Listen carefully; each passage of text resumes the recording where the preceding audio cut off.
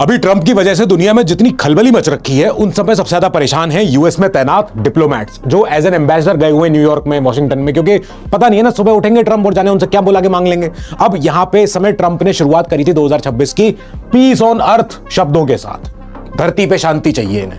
अब शांति के लिए देखिए इनके जरा क्या क्या एक्शंस रहे हैं।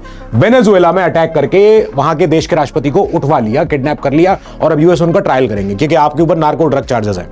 वेनेजुएला के दुनिया के सबसे बड़े ऑयल रिजर्व्स में अब यूएस की कंपनियों का इंटरेस्ट है कि अब हम इसको देखेंगे। फिर इसके बाद वेनेजुएला की लीडर ऑफ अपोजिशन ने बोला हुआ है कि अरे ट्रंप साहब को तो नोबेल पीस प्राइज हम दे देना चाहिए हमें।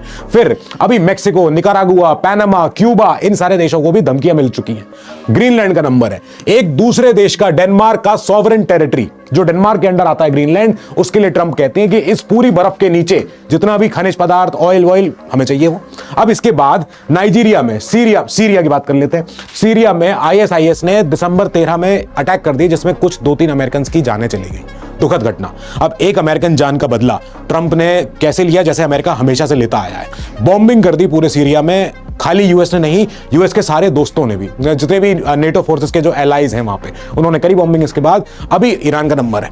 ईरान के लिए बोल रखा है ट्रंप ने कि अगर प्रोटेस्टर्स को कुछ किया then Iran will pay hell. ये ईरान को भी डेमोक्रेसी दिलवा के ही मानेंगे। नाउ इन सब से हमने सोचा था कि 2026 will be a year of peace. सच में शायद शांति का, पीस का ईयर हो, क्योंकि ट्रंप ने पहले बोल रखा था कि मेरी वजह से दुनिया में 8 युद्ध रुक रखे हैं, मैंने रोके हैं। ऐसे में इन्होंने कुछ भी बोल दिया उस समय पे। अभी जिन देशों को अटैक नहीं कर सकते उनको दूसरे तरीके से धमकाते हैं। चाइना, इंडिया, हम टैरिफ लगा के, सैंक्शंस लगा के, कुछ और तरीके से कि हम यहाँ फिर आपके साथ नहीं बैठेंगे, ये वाली ट्रेड डील कैंसिल कर देंगे, वो कर देंगे, ये कर देंगे। तो ये सारी चीजों से क्या होता है कि एक देश यूएस खुद को आइसोलेटेड फील करेगा, आज नहीं तो कल।